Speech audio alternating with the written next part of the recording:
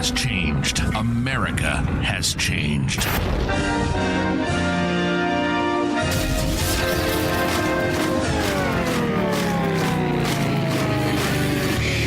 If something were to happen tomorrow, how self-sufficient would you be? Could you grow your own food? Could you sustain your own livestock? Could you survive?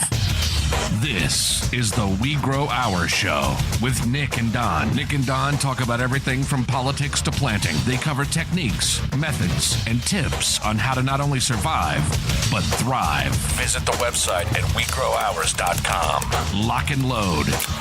This is the We Grow Our Show. Get your grow on. Welcome back to the We Grow Our Show. Very special episode today. It's always special because we've got Don in the house. Yeah, that's right. Anyway, I'm excited. So I'm going to full disclosure here. Sun Ovens International sent me a sun oven 6-8 months ago now to do a review. I've been using it. I like it. I like it. So we decided to have him come on. We're not currently dealers or resellers of this product, but he is giving our listeners a special deal right now. So if you go to his website, sunoven.com/wegrow, you can actually get some decent deals. We may pick this up as one of our only products on the website. So what I did with it is I took it, and it's just about summertime when I got it. So I set it up outside. I haven't brought it in the house yet. I left it outside in the rain. I left it outside in the sun.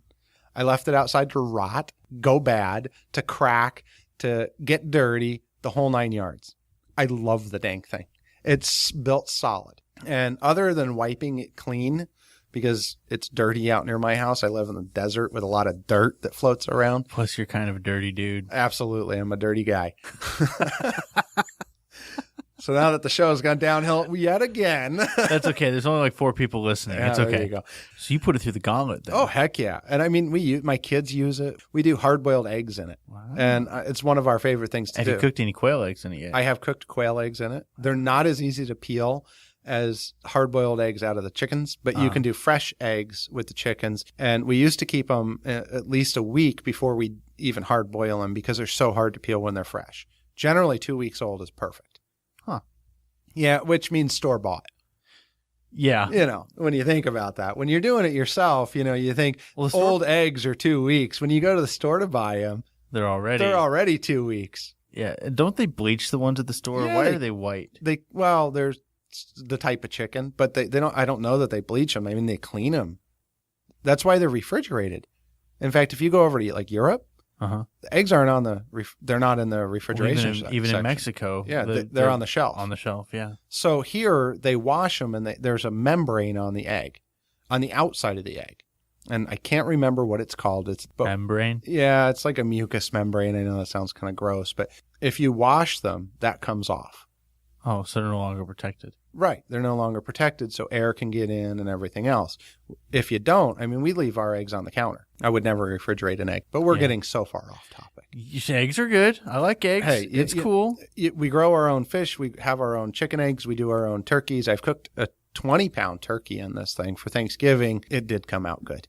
Really? It came out juicy as could be. Did you put it in a bag, like an oven bag? Yeah, we put it in an oven bag and just set it in there. I didn't even use a rack or anything. And then we do a lot of one-pot meals. So we'll take a chicken, like something we used to buy them at Costco all the time, the pre-cooked ones, and they're kind of the roasting chickens.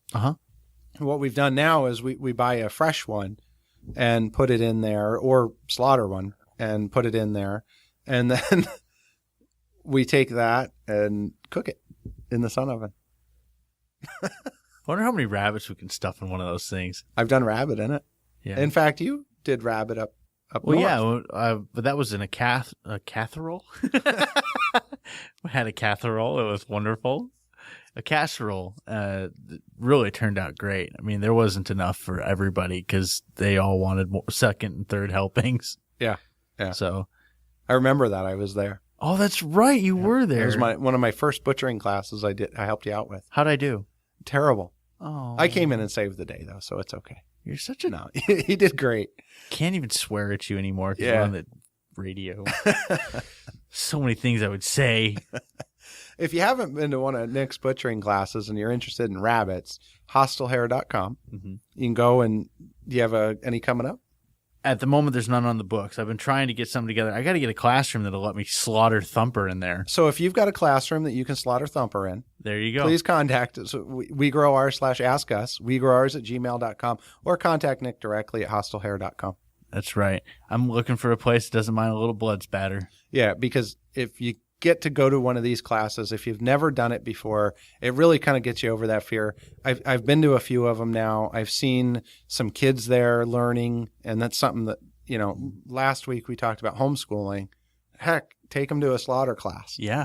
You know what's funny? The first student that I ever had that actually butchered a rabbit under my advisement was a 15-year-old cheerleader girl. And after that, all the guys were like, yeah, I'll get up there and do it. I'll just get it grunting a little bit. But she's just up there. Okay, what do I do next? It was so adorable. She's just covered in blood. Like, oh. It's really not gory. I've been to the classes. It's never been very gory. Heads don't pop off very often. So it's not that bad. And I know people are like, oh my God, what are these people talking about? Oh, yeah. If you're just tuning in, this is called the We Grow Ours show, Yes. not the Slaughter Hour. That's right. One of the things Nick is the mass murderer of the cute and fluffy. And Yeah. we believe in growing our own humane food. Mhm. We treat it like it's supposed to be treated, which is respected and everything else, and treat them good. That's right. In fact, I'm thinking about coming up with like a motorcycle gang patch that's Mott Calf, Murderers of the Cute and Fluffy, Oh my goodness. chapter president. Oh, yeah. He's been watching a little bit of Sons of Anarchy. Sons of Anarchy, step aside. We got the Murderers of the Cute and Fluffy. Well, it is what it is. I mean, Yeah. if you eat meat, you're supporting factory farms unless you're buying local, buying from your farmers, or doing it yourself. Or hunting. Or hunting. And I don't support factory farms. I don't like to support them. Yeah, it's if there were more people growing their own food or growing food on a small scale that they could sell locally, and if the flippin' laws would let you do, I won't get into there, but there's regulations on butchering rabbits for other people. If those laws weren't there, it'd be a lot easier to do what we want to do. Yeah, especially here in Arizona. Yeah. Actually, in most states, because it's USDA inspected. Yeah. So, anyway, but if there were more people growing food locally, more people taking control of their food source, you wouldn't have the need for factory farms. And we're not saying you have to grow rabbits for No. meat. You don't have to grow anything for meat, frankly. Just support somebody who does if you're a meat eater. If you're not Exactly. eating meat and you're a vegetarian or a vegan, then grow your own plants. That's right. If you're a fruitarian, well, you're just... No, we're not going to even go there. So all two of you that might be out in the audience, fruitarians, my apologies. I can't help you. That's just way too weird. I've never heard of that. Fruitarian? No, you just Oh. eat fruit. No, it's you don't pluck anything before it's time. So the fruit has to fall off the vine, then you can eat it. So vegetables and all that stuff. Murdered. Interesting. So yeah, I don't think we have a whole lot of those around. I really think that was made up on it's on Notting Hill, I think is the movie that I was introduced to the fruitarian. Wow. So go to WeGrowOurs.com/ask us if you're a fruitarian and want to supply some feedback. Yeah, please. Because I've never talked to anybody like that. Me neither. It was a fictional movie, so it might not really exist, which makes this even more pointless. Wow. This is a We Grow Our show, folks. It's all about educating the masses on stuff that doesn't matter. Yeah, and today we're going to have Paul with International Sun Oven on. We're going to talk about the product. We're going to talk about how he came up with Sun Ovens International, I believe. Okay. Sunoven.com. Don't screw it up, Don. Sunoven.com There you go. /WeGrow. Uh-huh. That's where your discount is. And I think it's like an $80 discount, too. yeah, you can get some good package there. And I've done the pasteurizing the water. Uh-huh. In fact, I'll see if I can find the video to post on the website at WeGrowOurs.com. This will be episode 51. Because what I did is I took it out of our aquaponics system. Oh, so it's like kind of greenish? So, no, it's clean water. It's just, I made a point of it and took a cup of it out of the aquaponics system and put it in the thing with the Wappy. It's called a Wappy. Yeah, it's a I'll have to ask Paul what it stands for, but it pasteurizes it. Put it in the sun oven, you watch for this wax to melt. It floats in the water. The wax melts to the bottom and it says it's pasteurized. And then I drink it. Interesting. But what really made me want to bring Paul on wasn't just the quality product that he's got. It's actually the fact that he's using it to like help internationally. Yes. Sun Ovens International, or Yep, you got it. I got it right that Yeah, time. you did. It's the international portion. And these things are made in the U.S., but he's really helping a lot of people overseas that, don't have power. And it's a pretty phenomenal thing. Okay, when we finish up today, I've got a story. Remind me at the end of the show, I'm going to tell you about my mother-in-law. Uh-oh. She's awesome. All right, well, stay tuned for Paul, and we'll be back with Nick's mother-in-law after that. All right.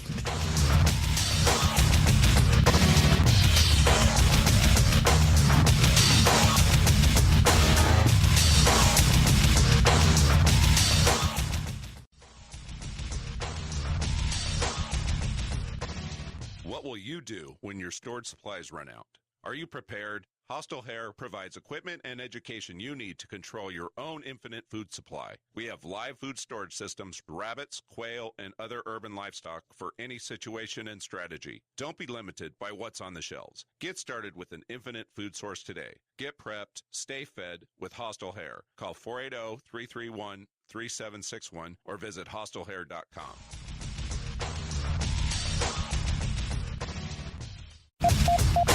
Lock and load.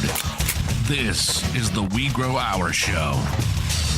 Welcome back to the We Grow Our Show. On the phone, we have Paul with Sun Ovens International. How you doing today, Paul? Fantastic. Awesome. Now, you have a picture on your Facebook page, I love this, of a sun oven set up on top of snow. Now, I've always been under the impression that sun ovens only work during warm times of year, and I know that's a misconception, but it's just kind of something that my brain figured out on its own, and it's totally wrong. Am I right? Yeah, we make the sun ovens in Illinois, about 40 miles west of Chicago, and yesterday it was the temperature outside was didn't get before noon. It didn't get above freezing, so it started about 9 below, and it was sunny, and we had a sun oven outside. So the outside temperature has no effect on the sun oven. It's just the amount of direct sunlight. That's amazing. Yeah, it was a little chilly here too today, like 69, 73 in that range. I was thinking about getting a jacket, maybe. No, I don't envy you, Illinois folks. I'm from Southwest Wisconsin. There's a reason I married a desert rat, and I'm staying here. So that's pretty amazing. So you're reflecting light into a box, basically, special design. That what kind of temperatures can you hit inside there? Well, the sun oven, the maximum is 400 degrees, but very consistently 350 to 375 degrees Fahrenheit. Oh, that is amazing. And how big of an area do you have inside of the oven? Well, it can cook enough food for an American family of 6 people.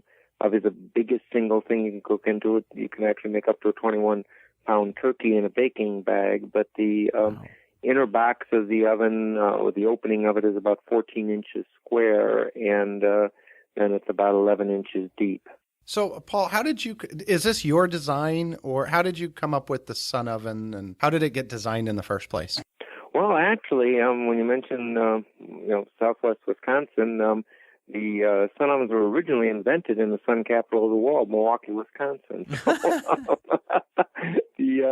I didn't invent the sun oven. I took over making them from the inventor about 17 years ago, but a gentleman by the name of Tom Burns, who owned a chain of restaurants in Milwaukee, invented the sun oven. He was very active in Rotary International and did a lot of Rotary projects around the world, and he saw the need for a way to cook in deforested countries around the world, and he started, when he retired from the restaurant business, he put everything he had into developing the sun ovens and really did an incredible job. We also make a very large commercial solar oven, which are used in third world countries, and Tom invented both of those and did an incredible job with it. In 1997, Tom had been at it at that point for about 11 years, and he had put everything he had into trying to get sun ovens off the ground because he was really committed to using them in third world countries. And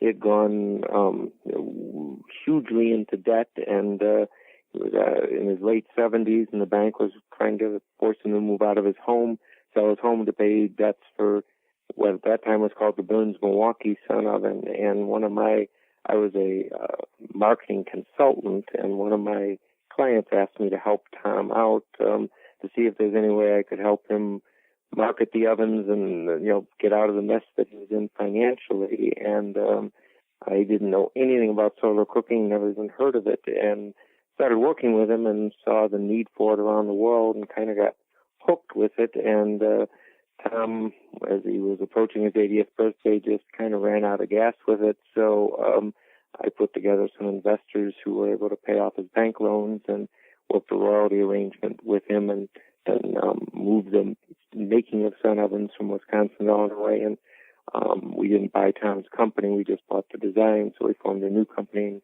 named it after the product, Sun Ovens International. That's perfect, because that's what if you're going to Africa, I think you've earned the name international.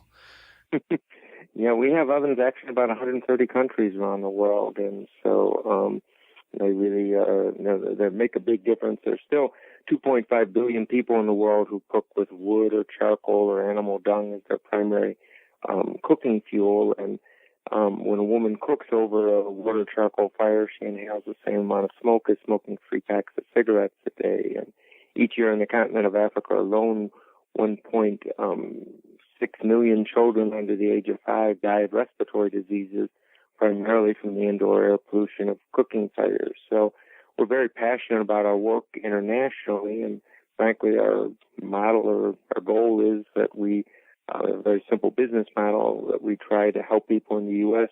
save energy and prepare for emergencies, and then we use some of the cash flow that we generate from that to work in third world countries. That's awesome. I as you may know, Don and I were really heavy into livestock integration, and one of my dreams is to build a system that you could just roll up in a semi-trailer and deploy it in the middle of the desert somewhere, and all you need is water and sunshine, and have this thing just pump out food. And I think that would be, I think we need to integrate solar ovens into that plan. Well, we've got a system sort of like that. I mean, we have a whole system for making the ovens into the world countries. Now, any sun oven bought in the United States is made in the U.S., and all the parts in it except the thermometer are made in the U.S. But we also have licensed entrepreneurs to make sun ovens with a very simple system of jigs and fixtures and tooling that we've developed for the third world, and they're made in Haiti and in Ghana and the Dominican Republic and Uganda and Ethiopia and Mauritania. So we've tried to take a model where we're able to start producing the ovens in the country they're going to be used to reduce the cost both of the ovens and the cost of shipping them. I have to tell a little story. Up in Prescott, Arizona, I had a class on butchering rabbits, and while we were up there, the guy where we were having the class, he actually retails your ovens. And he said, well, let's make this dual purpose and bring up some rabbit meat. And so we made up some casseroles and some different things. He actually broiled rabbit and heated up and cooked casserole in your oven, and it was awesome. It turned out so good. Yeah, it's amazing when you make any kind of meat in the sun oven. There's no movement of air in the sun oven, so you're really just heating the air around the food, and meat comes out incredibly moist. I mentioned you can make up to a 21-pound turkey, and any time I've ever made a turkey in the sun oven and said anybody's eaten it has said the light meat's more moist than any dark meat turkey they've ever eaten. And when hunters discover sun oven, game has a tendency to be awfully dry sometimes, and a little bit of moisture that a lot of game has stays in it. So it is really a wonderful way to make meat.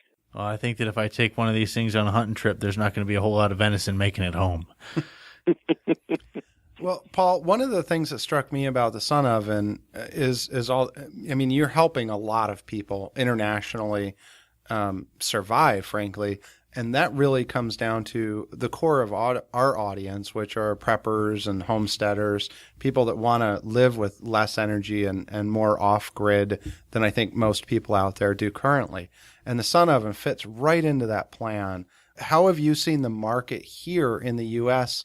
kind of change over the last maybe couple of years? Yeah, I mean, we saw a real shift in the market, frankly, starting in 2008. Prior to that, our market domestically was primarily people who were looking at being green, and with a lot of the things that happened in 2008, with the financial meltdown and some of the things that occurred with the elections that year, it seemed like there was just a sudden surge of interest from people being prepared. It's kind of ironic. I was actually working on a project in Kampala, Uganda during the financial meltdown of 2008, in the fall of 2008, and I was watching on BBC the collapse of Lehman Brothers and AIG and all that was going on, and General Motors, and watching it from a third world country. And I was getting emails from my office saying sales were skyrocketing, going through the roof. And as people were suddenly looking that there might be more reason to be prepared than what they had thought, we saw a pretty significant increase in the sales of sun ovens, and now the majority of people who buy sun ovens in the U.S. Buy them for emergency preparedness. But one of the most unique things about the sun ovens when it comes to emergency preparedness is that if you get a sun oven and you just start using it, you'll find that it will pay for itself in a relatively short period of time. I was teaching a class 2 years ago in your area in Phoenix, and a gentleman told me he had gotten a sun oven, kept careful track of how much money he saved by using it, and he said he paid for it in less than 6 months, but then he continued to keep track of what he saved by using it, and he used that then to fund the rest of his food storage and emergency preparedness. And he saved some money in cooking fuel. An average American family spends about 14% of their utility budget on cooking fuel, but in areas where their main utility bill is air conditioning, if you do all your baking outside. Good point, Paul. And we're going to take a quick break. We're going to be back in just a minute, and I want to talk about those roasts and some of those recipes. So we're going to take a quick break and be right back with Paul of Sun Oven International.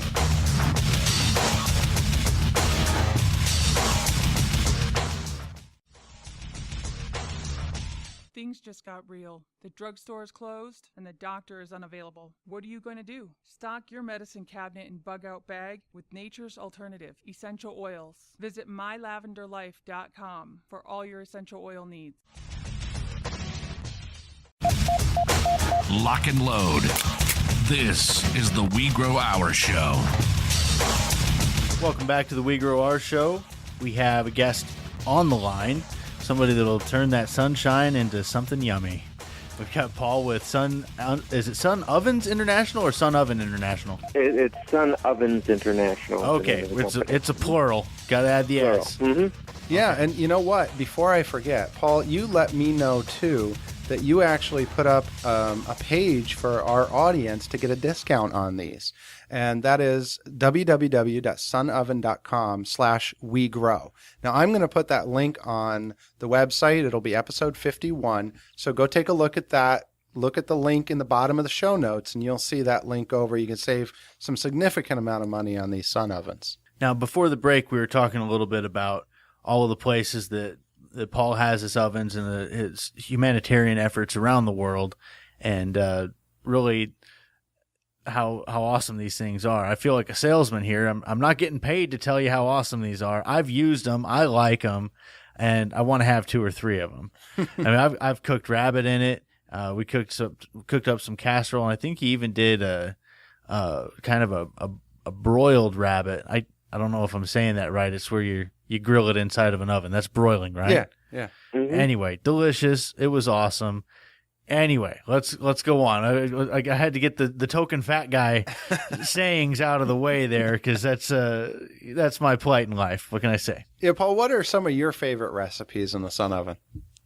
My favorite recipe and the absolute simplest thing to make in the sun oven is corn on the cob. If you just take corn, you leave it in the husk, you just dip the corn in a bucket of water or hold it underneath a water faucet and put the whole ear of corn inside the wet husk in the sun oven. You can do 12, 15 years at a time if you want.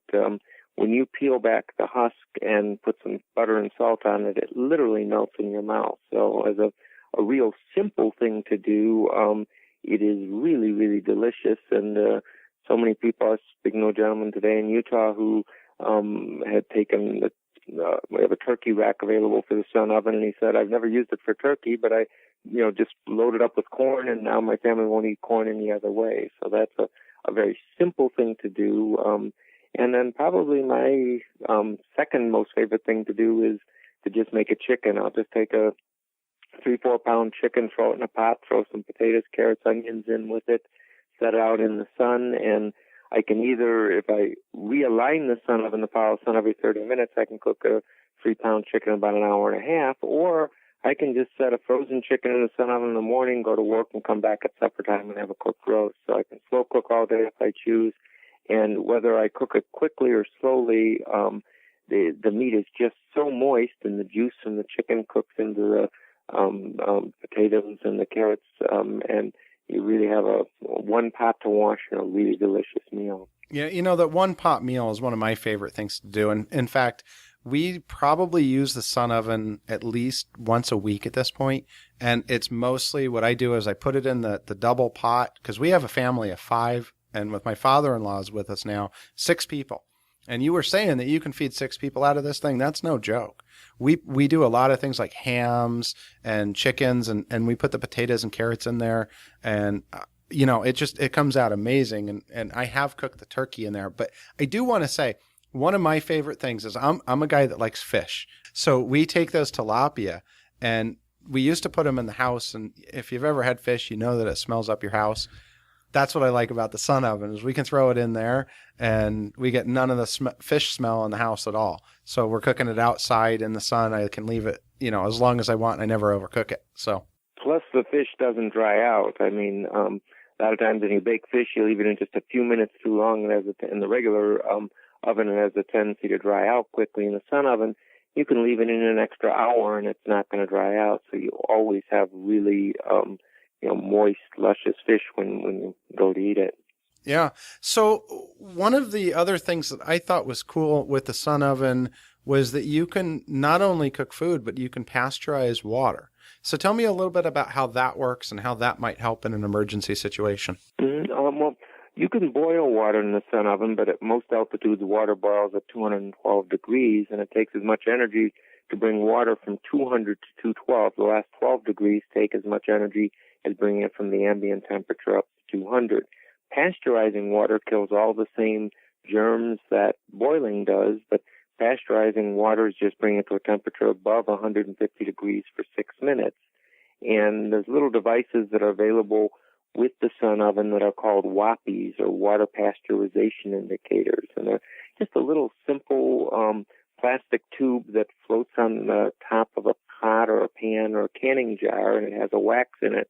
And when that wax, it's a green-colored wax, and the green wax melts and goes to the bottom of the plastic tube, then you know the water's pasteurized. So the benefit of pasteurizing is only that it is more than twice as fast as boiling. So if you were in a situation where you're wanting to be prepared and use the Sun Oven for emergency preparedness, and you're using it for cooking and possibly for solar dehydrating and trying to use it for water as well, you're able to then be sure that the water is safe to drink and do it much faster.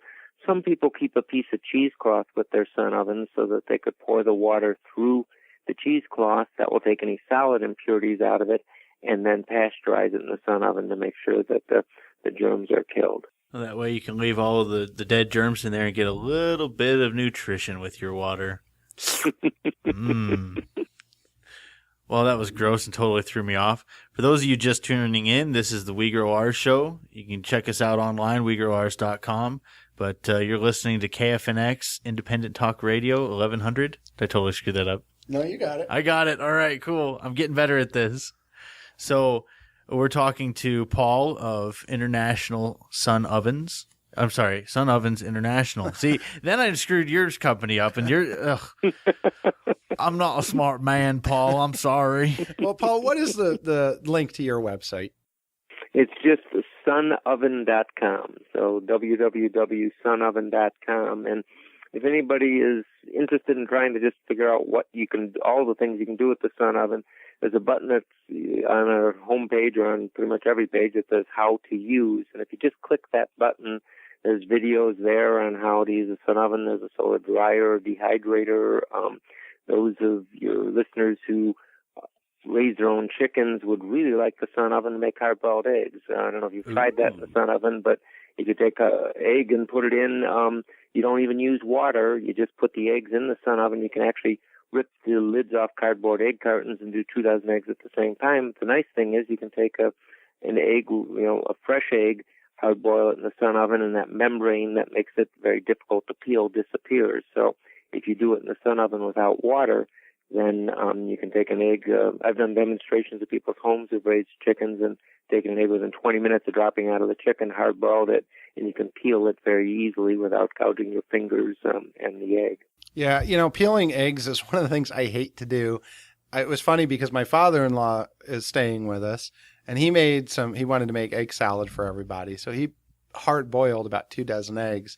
And I came in, I saw that pot boil, and I said, well, I hope you're peeling those things because I'm not. And I said, next week, when you want to do this again, you let me know. And I did them in the Sun Oven, and the peels pop right off. Wow. It's really cool. In fact, I would never boil an egg after doing it there because we have 2 cardboard containers. We did that. We ripped the top off, throw the eggs in it, put it in the Sun Oven, and you let it sit. I've let it sit about 2-3 hours. I have no idea how long you're supposed to do it, but about 2 or 3 hours, and they're perfectly cooked. It's really cool. Huh. Mm-hmm. No, and that works out. Well, one thing I just like to caution, if you take a bunch of eggs and you put them in a pot and you hard boil them in the Sun Oven, they'll hard boil fine, but you'll find you'll get a brown spot on the egg wherever the eggshells touch each other.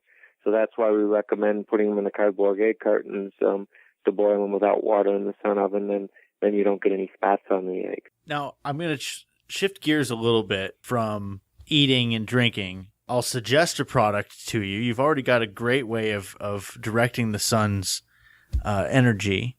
Have you heard of superheating ammonia in order to cool something? I don't know if you've come across that in the third world situations where you need to keep medicines cool and things like that. I'm not familiar with it at all, and so I really don't have any direct experience or expertise at all in that area.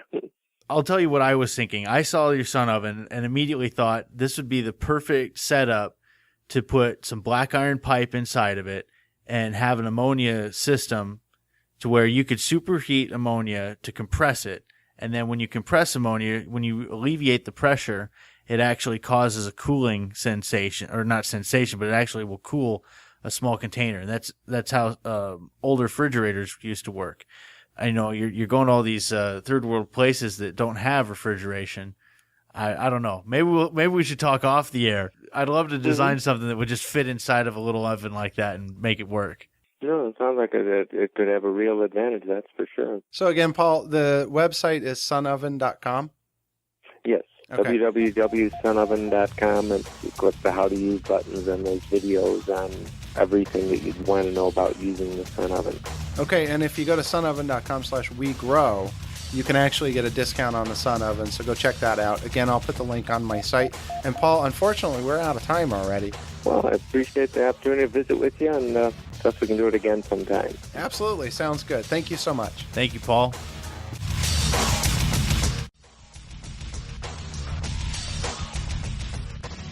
What will you do when your stored supplies run out? Are you prepared? Hostile Hair provides equipment and education you need to control your own infinite food supply. We have live food storage systems, rabbits, quail, and other urban livestock for any situation and strategy. Don't be limited by what's on the shelves. Get started with an infinite food source today. Get prepped, stay fed with Hostile Hair. Call 480-331-3761 or visit hostilehair.com.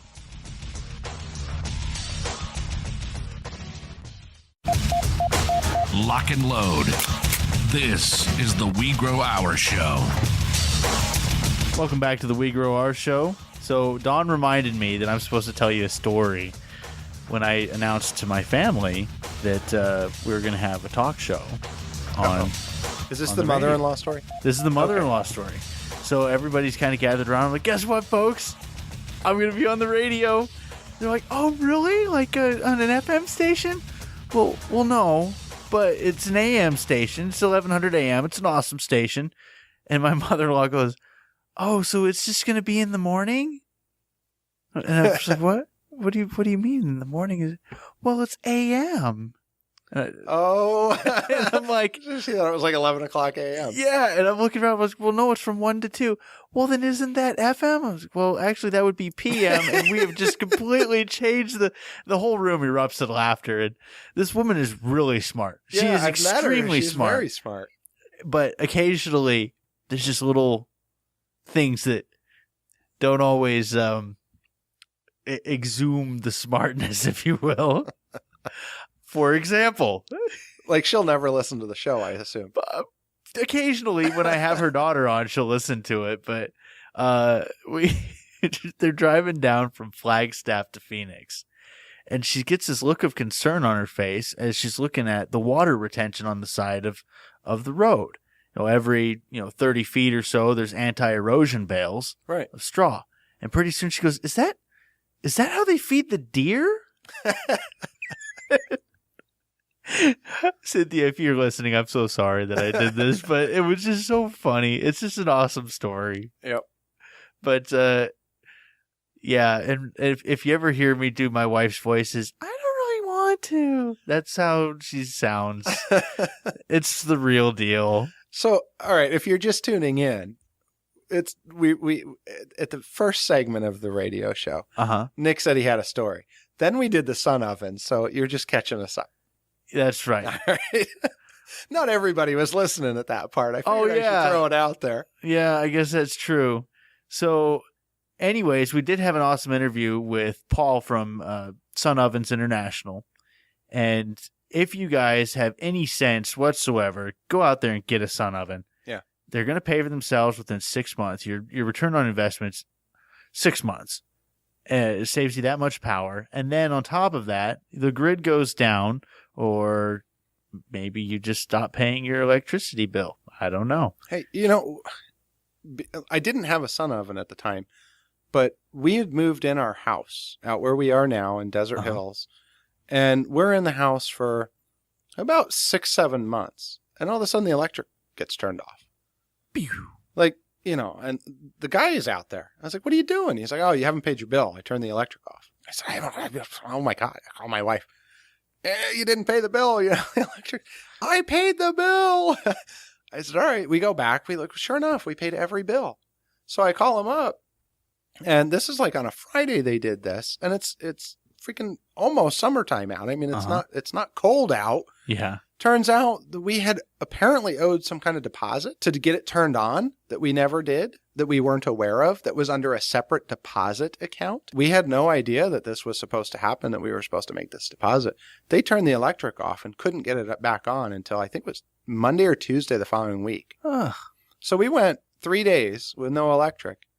Not because we didn't pay anything or anything else, but we didn't know. And you can't cook. It's a great way. And I'm telling you, if you're a prepper out there, start using the products that you get now. Oh, yeah. Because we had to dip into some of that because we had no electric. I couldn't cook. If I'd had the sun oven, not a problem. We're out cooking on the grill, propane, Yeah. that type of thing. So we got by with no problems at all other than being a little bit warm. And I happen to have a generator, so we could even run the AC at night if we needed to. It was one of those things. It's like, hey, if I had that, no problems. Well, hindsight, now you have one. Now you're set. Yeah, and you're going to get me started on APS at that point. Not Not my favorite power company if you're listening. jerks. So I've got a story too. Nick, I know you want me to tell this story. Is this one about Ossifer Friendly? Officer friendly. Yeah. Awesome. Assuming the position of listening. You can't see this, but I'm like ready to go here. I had a big nail in my tire. In fact, we had finished recording and I went out and saw a big nail in my tire. Couldn't get to Discount Tire, so I had to go the next morning to the shop down near us where I got the tire so they could get me a new tire. So I woke up. I told my wife, hey, meet me down there. They open at like 9 a.m. Follow me down. No problems. Drop the car off. Well, I don't know how, but I drove with a nail in my tire very slowly down to the place, dropped the car off, got it checked in before my wife managed to get there. So I walked across to Circle K. Went in, got a cup of coffee. Now, mind you, I happen to be like almost in my pajamas. I mean, my shirt's all ripped up. I've got my hat on. I haven't showered. I'm in shorts and, flip flops and kind of casual. I'm sitting out there eating my. So you were dressed to impress, right? I was dressed to impress. I mean, I had stains. I had gone out and taken care, fed the horse and milked the goat, cleaned the chickens a bit. So you probably smelled like. Oh, I stunk. I didn't smell like I was stinky and dirty. And, I got chicken stuff on me and the whole thing. So I got my fritter in there and I'm drinking my coffee out front. Officer Friendly pulls up. He says, "Sir, you need to leave." I was like, I'm waiting for my wife. "Sir, you need to leave. There's no loitering here." And just starts at me. And so I went to point to my car, and there happened to be a Corvette sitting right there. And I just pointed at him like, "Well, sir, I just dropped my vet off." Pointed at it. And at that point, my wife pulls up in her car, which is a decent car. And I was so annoyed that I'd never been judged like that before in my life. Yeah. He thought I was a homeless guy and was asking me to leave. Well, you smelled like horse crap. Oh, and chicken and everything else. But I was just, I almost lost it, but I figured it wasn't worth ending up in any trouble for saying what I really felt like saying. So, No, see, we would have publicized that. Local shock jock gets thrown in jail for shock. being confused with a homeless man. And I got to say, I respect police officers the utmost. I don't always agree with the policies, but I respect the people. And this was just not cool. I would have loved to seen his expression when you're like, well, I just dropped my vet off over here. And then a Denali rolls up. It was kind of fun. Oh, my God. He's just like scratching his head. Okay. Oh, seems I misread this situation. Move along, citizen. How do you loiter drinking a cup of coffee that you just bought from the store? That's what I don't understand. It's like you're carrying product from the store. Yeah. You've been invited on. They've taken your money. Yeah, the You gal can stand inside, other than thinking that I stunk, was very nice to me. Oh, well, we all know that I've got a story about stinking at a gas station. How much time do we got?